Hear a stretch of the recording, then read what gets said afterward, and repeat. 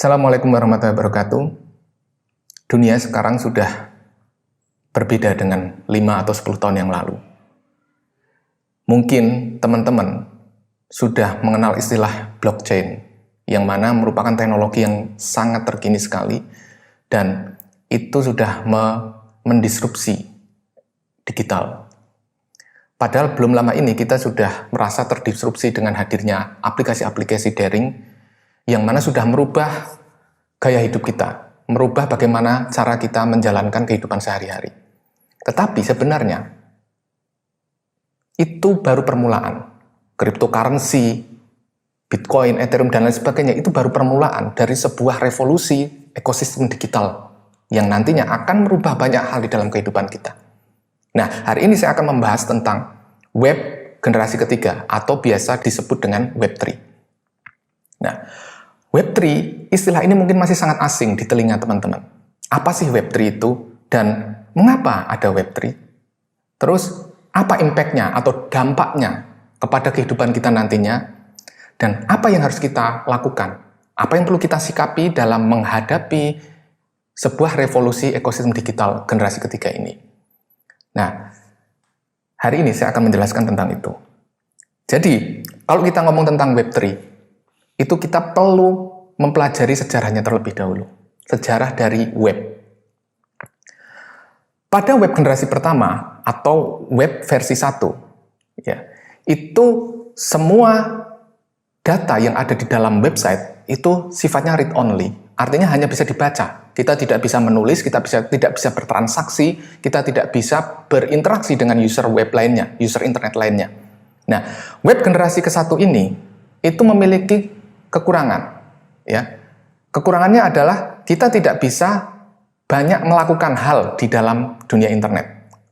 Kita mungkin masih ingat di web generasi pertama dulu, itu hanya digunakan untuk rilis publikasi karya ilmiah, lalu untuk menjelaskan sebuah informasi atau untuk announcement pada waktu itu. Tetapi kita belum bisa mengutilisasi teknologi itu sepenuhnya. Jadi, web generasi pertama itu disebut juga sebagai read-only web. Lalu kita masuk ke web generasi kedua. Web generasi kedua itu disebut dengan interaktif web. Nah, interaktif web ini merupakan web di mana kita tidak hanya bisa membaca, tetapi bisa juga menulis. Dan kita juga bisa berinteraksi dengan user-user atau pengguna web lainnya, pengguna internet lainnya di belahan dunia manapun. Nah, kita sekarang berada di sini. Contoh aplikasi-aplikasi yang muncul saat ini itu ada kayak Facebook, Twitter, ada Instagram, ada LinkedIn, ada YouTube, dan lain sebagainya. Itu merupakan bentuk dari aplikasi web generasi kedua atau interaktif web. Nah, kita sekarang berada di sini. Lalu apa selanjutnya? What next? Setelah web generasi kedua ini apa? Setelah web generasi kedua, kita akan menuju ke sebuah era baru, yaitu web generasi ketiga. Di mana web generasi ketiga, kita sudah tidak lagi ngomongin tentang interaksi aja, tetapi menjadi sebuah revolusi baru di internetnya itu sendiri. Ya. Web generasi ketiga itu disebut juga sebagai stateful web. Ya, kalau dulu itu internet hanya digunakan untuk koneksi, kalau di web generasi ketiga, internet sendiri itu menjadi sebuah fungsi. Ya, fungsi yang akomodir kebutuhan 3 hal. Ya, kebutuhan 3 hal yang paling sering digunakan oleh manusia di internet. Nah, sekarang apa perbedaannya antara web generasi kedua dengan web generasi ketiga?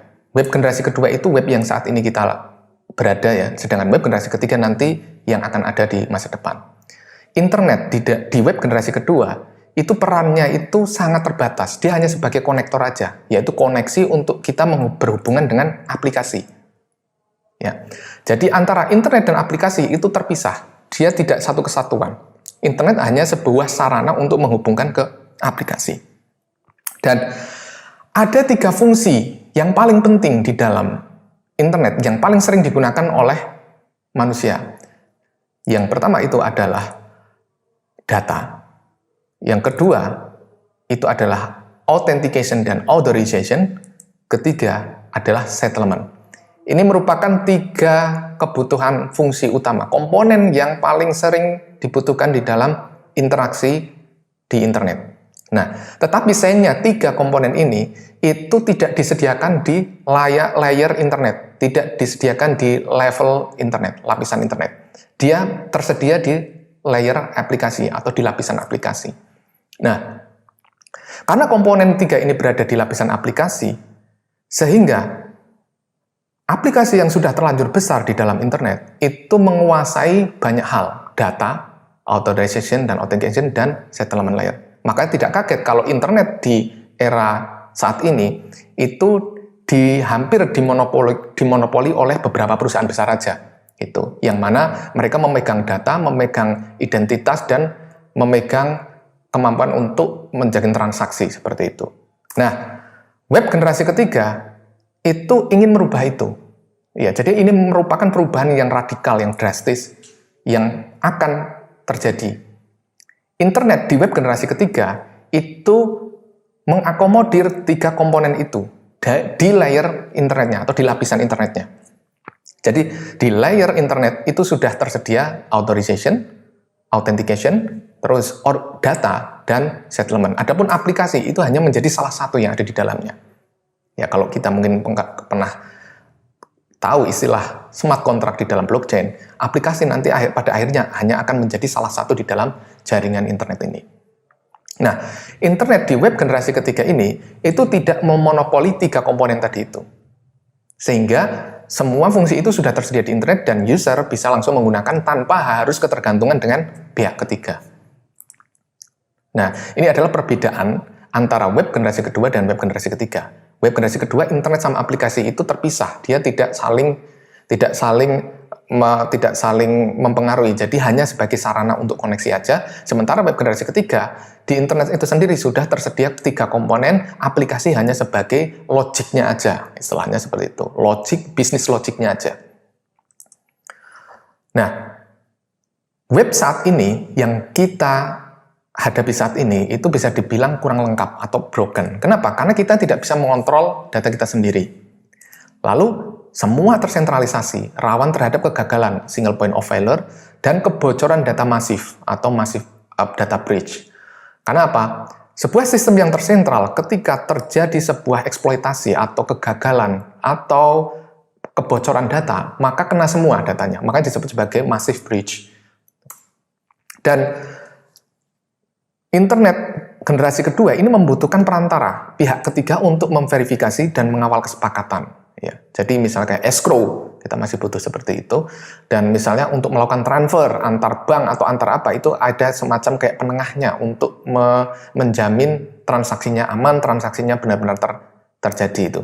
Jadi kita akan selalu butuh pihak ketiga di web generasi saat ini. Padahal yang kita butuhkan, internet itu yang kita butuhkan adalah kita bisa mengontrol data kita sendiri nantinya. Kita ngontrol data sendiri, terus kita ingin bahwa internet itu, layanan di dalam internet itu selalu tersedia. Selalu tersedia. Kayak kemarin mungkin ya kita tahu bahwa terjadi kegagalan di sistem DNS kalau nggak salah, itu akan membuat jaringan internet, layanan-layanan internet tidak bisa digunakan secara serentak. Nah, sementara jaringan Bitcoin itu tetap masih hidup, tetap masih nyala. Artinya apa? Teknologi desentralisasi blockchain itu sudah sangat terbukti selalu tersedia, tidak pernah down. Tuh. Kemudian, internet yang kita butuhkan selanjutnya adalah tidak butuh pihak ketiga untuk memverifikasi transaksi seperti perpindahan kepemilikan aset, transfer nilai, dan lain sebagainya. Dan transparan, terakhir transparan. Lalu, visi dari web generasi ketiga itu apa? Pertama, pengguna itu harusnya menguasai data mereka sendiri, tidak ada di aplikasi. Harusnya kita bisa mengontrol data yang kita masukkan di dalam jaringan. Lalu, sistem itu seharusnya tidak terpusat, harusnya itu terdesentral. Karena apa tadi itu? Untuk menghindari terjadinya single point of failure. Kemudian yang ketiga, transaksi antar pengguna seharusnya itu langsung, ya, tidak perlu perantara, dan harus aman juga.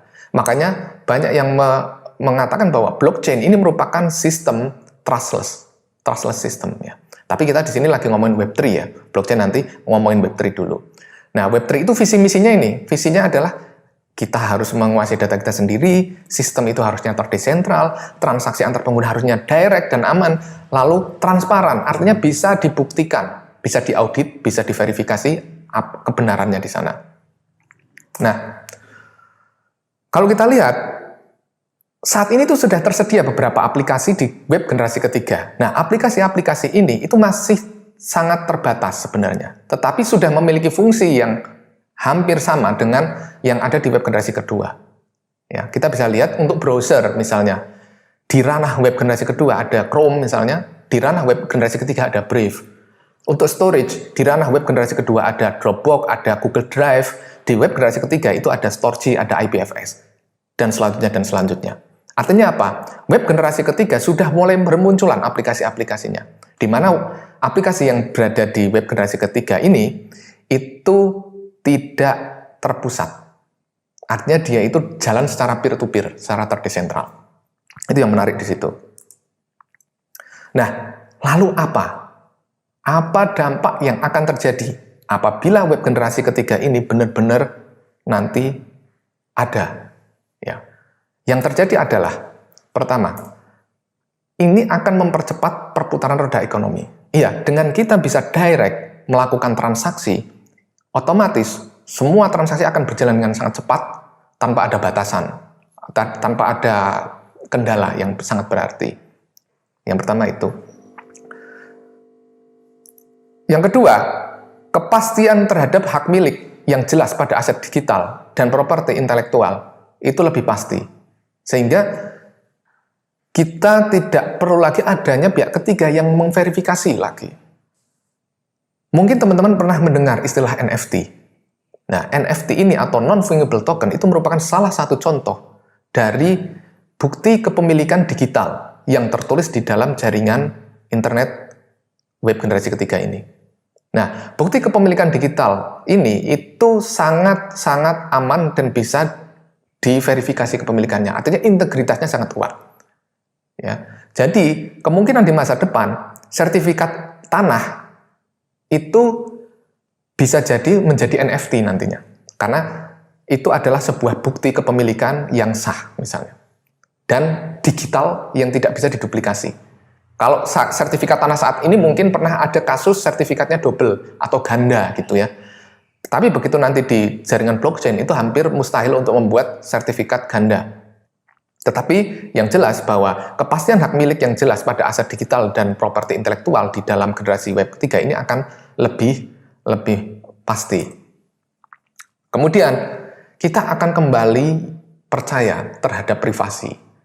Istilahnya faith in privacy restored. Jadi kalau dulu kita mulai tidak ada privasi sekarang ini, semuanya sudah terbuka, semuanya sudah menjadi rahasia umum.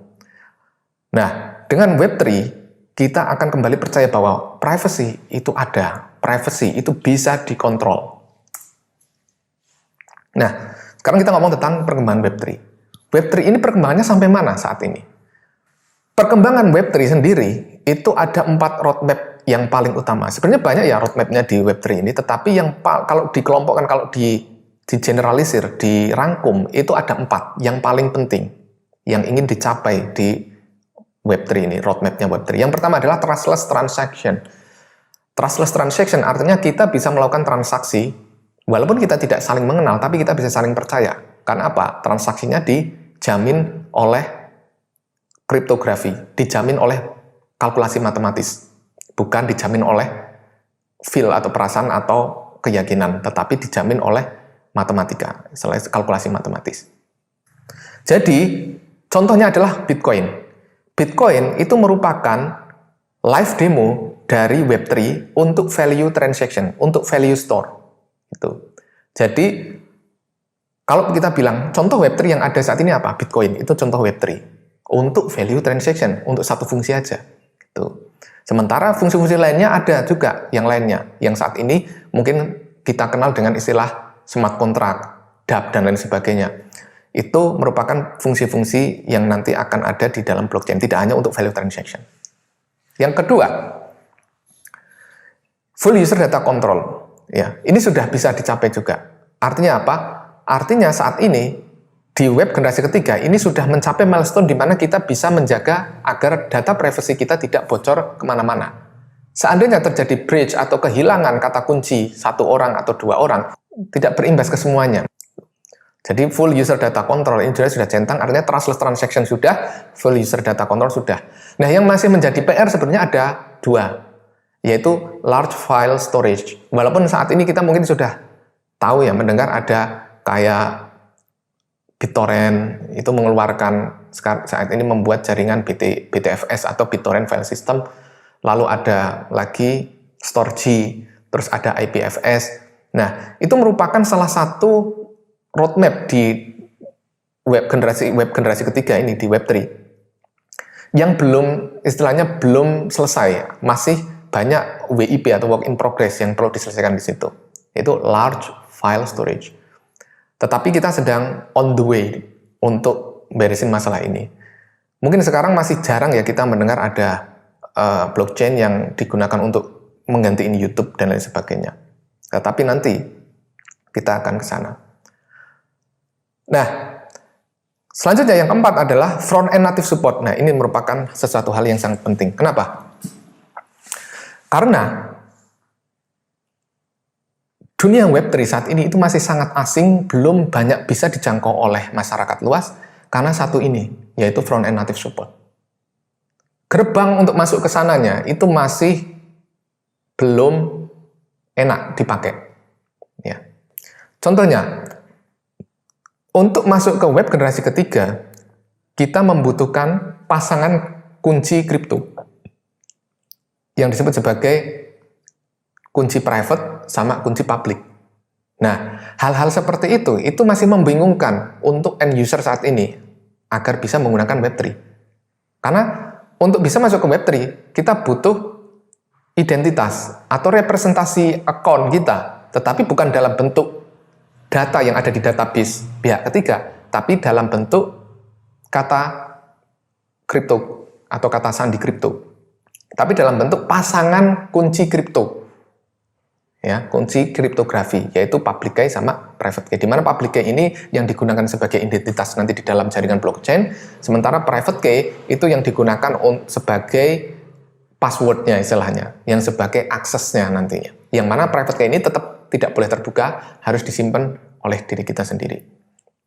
Nah, untuk masuk ke sana kita perlu ini, yang mana semua orang belum paham betul dengan bagaimana untuk mendapatkan itu. Yang kedua, aplikasi-aplikasi yang ada di jaringan blockchain itu belum aksesibel secara mudah oleh end user. Karena untuk masuk ke sana kita perlu tadi pasangan kunci, yang kedua alat untuk menggunakan pasangan kunci tadi. Nah, alat itu saat ini belum tersedia secara natif di browser. Padahal kalau sudah tersedia secara natif di browser, kita nanti di browser sudah tidak lagi login by using Google, atau login using Facebook, atau login using Twitter, tetapi login langsung menggunakan kunci kripto Anda. Itu.